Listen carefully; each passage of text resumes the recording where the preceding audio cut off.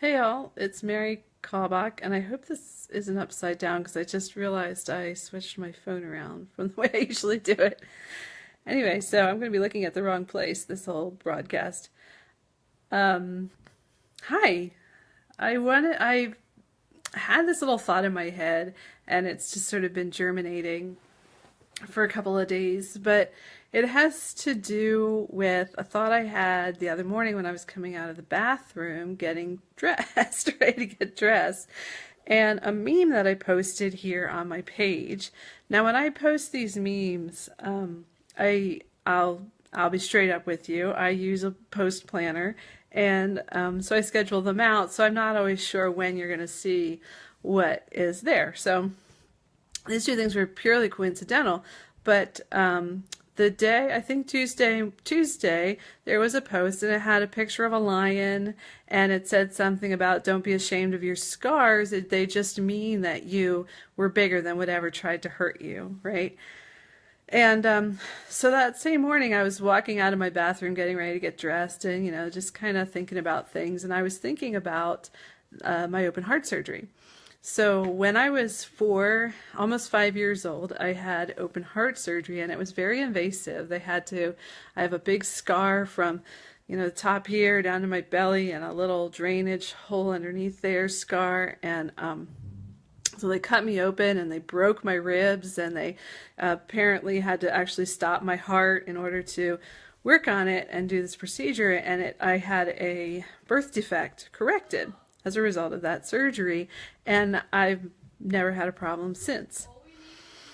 But what I was remembering that morning was I was thinking about the scar from that surgery, and I was thinking about how when I was little, remember this happened when I was 4 or 5 years old, so I've had this scar almost my entire life for a really long time.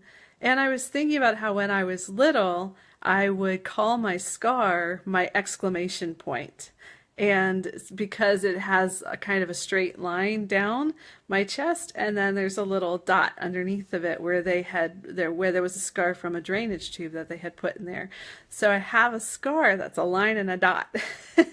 And I was just thinking that morning about the scar, and how even as a very young child, I called my scar my exclamation point, And then I got on and I was looking at my page and kind of doing what I do and seeing who's around on there and who's looking at my stuff. And I saw that meme with the lion that talked about the scar, And I thought, I got that. I got that even when I was 4 or 5 years old. I understood that scars don't have to be something that's shameful or embarrassing, that they're powerful. And for me, it meant that even as a little kid, I not many kids get to contemplate their mortality, and I did regularly. And even as a little kid, I recognized that scar meant that I'd been given life. And having been given life early on, now twice, actually when I was birthed from my mother, and then again when my heart stopped and was fixed and then sewn back together and given life again, that life must have a purpose. And in fact, and this is the part I said that I'm going to share that probably not even my closest friends, I don't talk about this very much anymore. I used to talk about it a little more. But while I had that surgery, I did have what they would call a near-death experience now. And my grandfather had died shortly before I had that surgery. So my mom didn't have a great year that year. She lost her dad, then she nearly lost me in that surgery. And so when I had that surgery and they stopped my heart and I was technically dead, hey Allison, I'm about to share my deepest secrets. When that happened, when I had that experience and I was technically dead, I felt as if I had gone to a place where there was a lot of, there was just a water and there was a long pier. And there was a figure at the end of the pier, and who I've always associated as being the Christian Christ. So I don't know who it actually was. But I went to the figure and I said to him, I would like to see my grandfather. And he said to me, no, not yet. It's not time. And he put his hand on my shoulder and physically turned me around and set me back the other way on the pier from whence I had come. So I say this, I tell you this story because I want you to see, I want to kind of nail home this idea of scars. Now, not everybody has a scar is going to have a dramatic story where, you know, somebody, they have a near-death experience and they're told that they have vision and purpose in life, you know. But I did. And I'm sure now that I'm living out my vision and my purpose, I'm sure that I'm living that out by doing what I'm doing with you all, by helping other people grow, you know, with my family, with adoption, with the adoptions, and with the nonprofit foundation that I'm starting. I think all of this that I'm doing right now is the culmination of, as a 4-year-old child, being told your life has purpose. But here's the thing, is that I think that happened for me because maybe I would have been a little dense. Maybe without some like dramatic, radical experience of having my ribs cracked open and my heart in someone's hands and a near-death experience, maybe I wouldn't have gotten the point. Maybe I needed that scar to show me where I needed to be, to show me that my life has meaning and purpose and vision.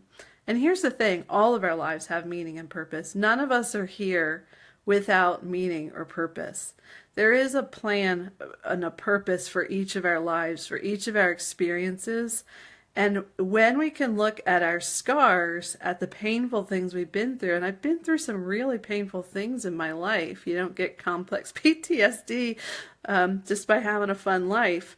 So I've been through some really difficult things, and there's a lot of emotional and psychological scars. But I can learn how to handle those emotional and psychological scars and turn them into something amazing by looking at my 4-year-old self that looked down at her chest and saw this horrific, you know, body-jarring scar and call it an exclamation point. That little kid who just said, "That's the coolest thing ever." That's my exclamation point. That is my, there I am in life, right? Standing up and putting myself out there, and this thing happened to me and I survived. And that's awesome. And I get a chance. So if you might or might not have physical scars like that. All of us have psychological and emotional scars. We all do. It's just a matter of how you look at them. Are you going to look at them and let them defeat you? Are you going to look at them and let them cause you shame and regret and anger and frustration? Or are you going to look at those scars and say, that's my exclamation point right there. I've figured it out, that I have a plan and a purpose, and I need to pursue what that is so that I can be the best me I possibly can be. I can't be defeated by this because I've already defeated. And that was the point of that meme, was that our scars reflect a victory, right? We're not dead. We're just scarred, which means we won.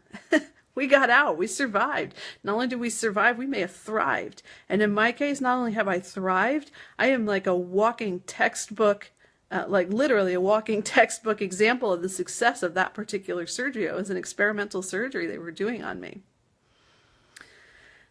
So I'm just going to leave you with that today. I'm going to leave you with that, thinking about how you look at your scars.